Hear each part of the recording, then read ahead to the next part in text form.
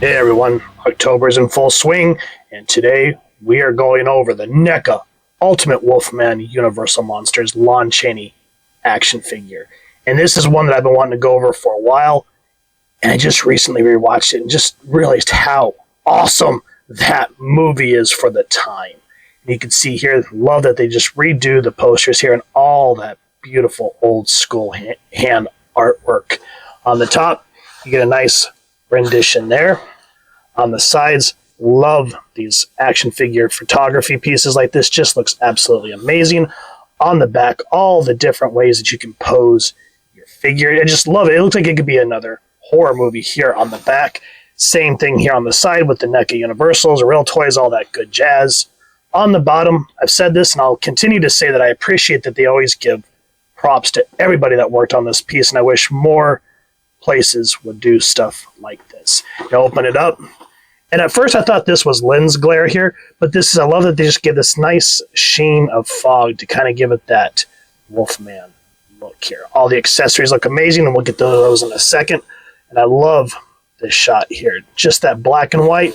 And these are the ones that I just prefer. The colored ones are okay, but the black and white ones just give that aura of the time.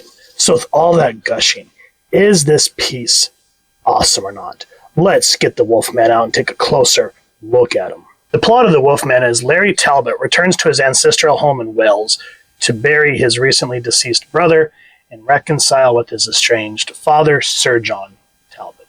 He meets a beautiful woman named Gwen, and while attending a gypsy carnival, he uncovers a horrifying curse.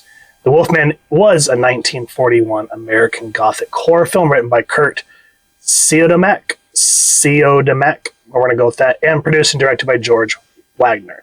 The film stars Lon Chaney Jr. as the Wolfman, and this was the second Universal Pictures werewolf film. The first was a less successful film from 1935 called Werewolf of London. The original concept of the film was whether or not Larry really underwent a physical transformation to a werewolf, or if it was just all simply occurring in his mind, and that the werewolf was never to appear on screen. Thankfully, the studio determined the transformation into a werewolf would be more appealing to the audience and thus more profitable, and I'm glad. I mean, there are a lot of psychological nods in the film, but if it was just that, I feel like it would just been more of a cop-out, in my personal opinion. Now, for the transformation scenes, Chaney claimed he was forced to sit motionless for hours as the scenes were shot frame by frame for the stop-motion effect. He was also apparently left to remain sitting while the crew broke for lunch. That just sucks. And one thing I loved about this film, shout out to Bela Lugosi for playing Bella the Gypsy, who is the first werewolf. So there's some backstory on the film. Now for the figure, in and of itself, I know in other NECA reviews I've bashed on the articulation, which this one does have problems. We'll get into that in a moment. But for what that's worth, they always make up for with accessories. So let's move Mr. Chaney here back a little bit. I'll just lay him down because we'll get into that in a minute. But of course, we get the Lon Chaney face, or Larry Talbot. Very great. What do you call that? Lightness. There's the word I was looking for. And just that nice black and white. You can just see like just the old celluloid look to it. Hair looks great. Eyes, lips. He comes with a second Wolfman head that's more... I like how they're just kind of looking at each other like, who do you think you are? Great work all around. And even though the feet in the film, we'll get into that in a second too, looks kind of doofy, the face that they did, the visual effects here, just absolutely amazing, and NECA really captured it there. So he does come with the wolf feet, and I'm going to say right now, they look great. And, you know, in the movie, now, 10 years later, you can tell that it's kind of fake. But here they look good. The one thing that does kill me is, see how the foot kind of just does this light little curve?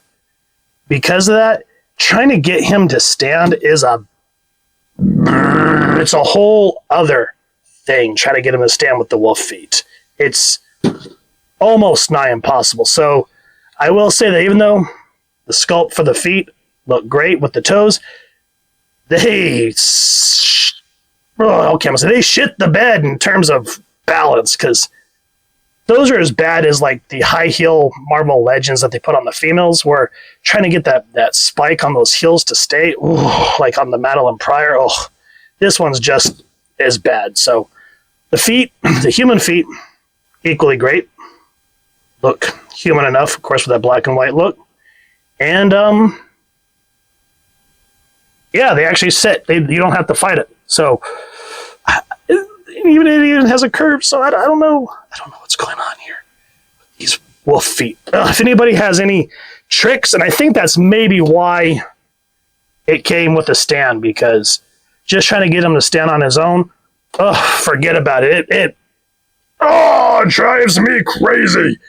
The other thing that's cool, I know I seem a little manic, but it's frustrating. But I'm glad. I don't want to spoil if you guys have never seen the movie. I know it's older, but there's probably a lot of people who haven't seen a lot of the old Universal parts. But this bear trap is a major part of the film, so I'm glad that they made sure to include it. Sadly, it doesn't have any type of spring action, but you do pull this piece back very carefully, and it does close. I just wish that they would have maybe found some way where when you actually push on the spring, that would have shut. That would have been kind of a neat accessory, but still, all that nice sheen to the metal looks great. His hands that he comes with on the figure are just the regular hands. They look good. The wolf nails look great. Love that just white sheen to them. Fur looks great. Comes with 3 human hands, which is great. One for the cane, which we'll get into in a second. So I'm glad that they made sure to add that. And then just kind of like with the wolf, where he has the open hands, we get the, what do you call it, the matching human hands. So that's great. And then another important part of the film that I'm glad that they made sure to add is the cane. The cane that he gets from Gwen at her shop, the woman that he loves. This kind of becomes sort of, I forget what the word would be, but it kind of encompasses all these psychological parts of the film. There's a pentagram on it, which I'm kind of glad that they didn't put full on. I don't want to get into that, but I'm glad that it's not super predominant here. But the wolf head looks great. I wish they would have put more sheen on it, because it stands out very well in the film. But still, just to make sure that they added that to this edition is very important for the film in and of itself. Now for the character, again, paint apps look good. And I'm glad that, even poor, Chaney here had to go through that horrific transformation. And I'm glad they did, because it looks good in the stop motion for the time. Because, yeah, what year was that again? I just said it and my brain just went 1941.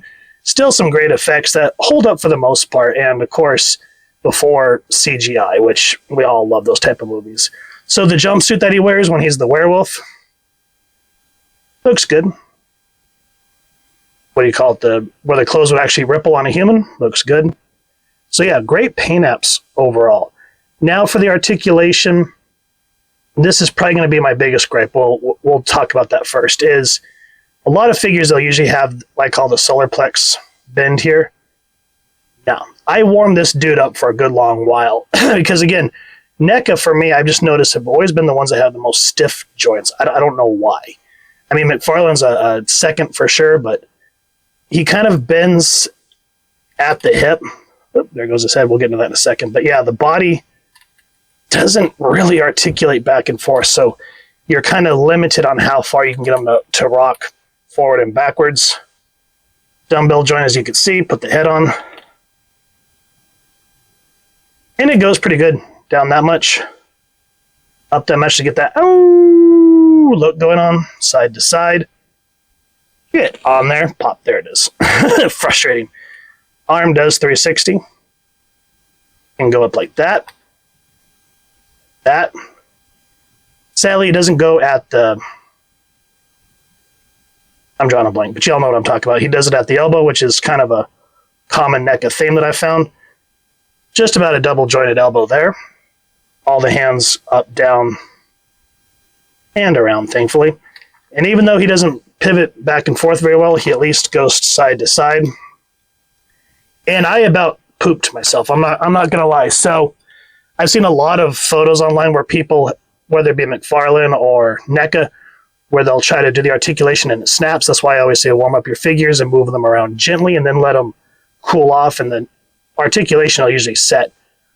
But I was trying to gently get the legs to move around like this while I was warming them up, and this leg popped out, and I was about to say, oh my God, I thought it was going to be that Spawn Violator moment all over again.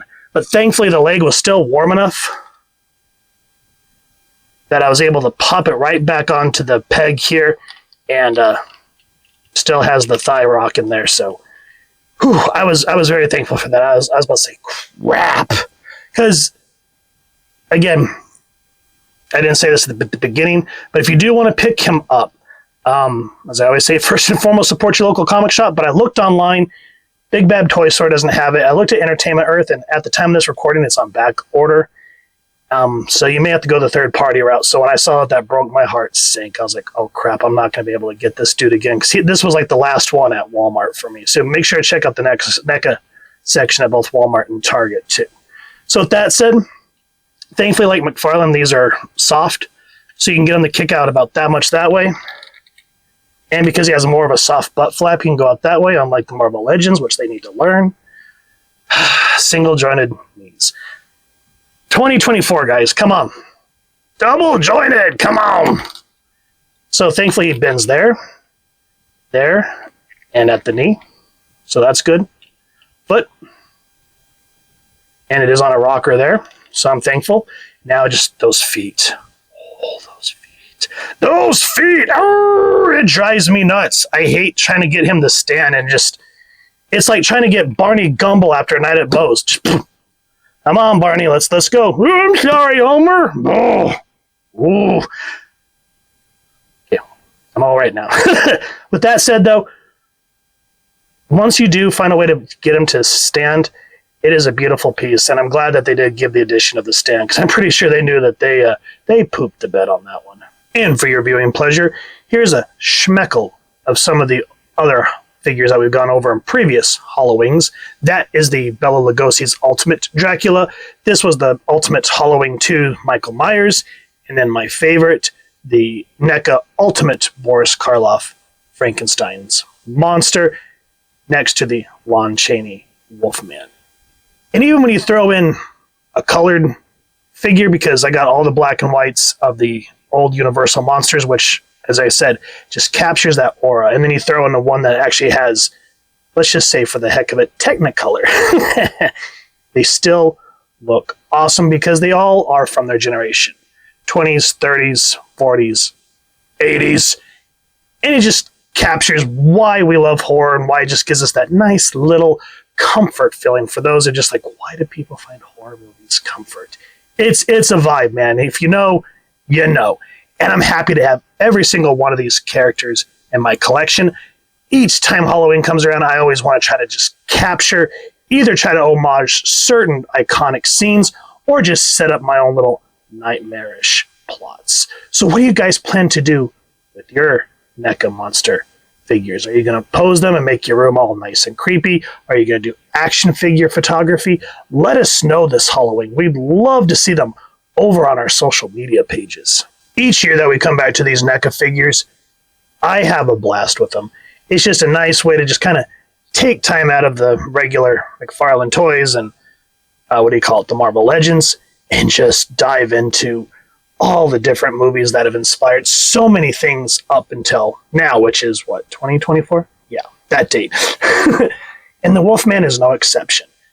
Now, I wish, though, that NECA would really start focusing on articulation, because this one not having any type of upper, solar plex joint, as I call it, and barely bending at the waist, that was very much a lost opportunity.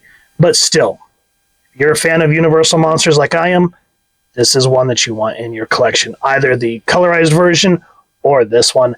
As I said at the beginning of the review, the black and white ones just capture that vibe and that time, and that's why I drastically try to search out those that just match that style.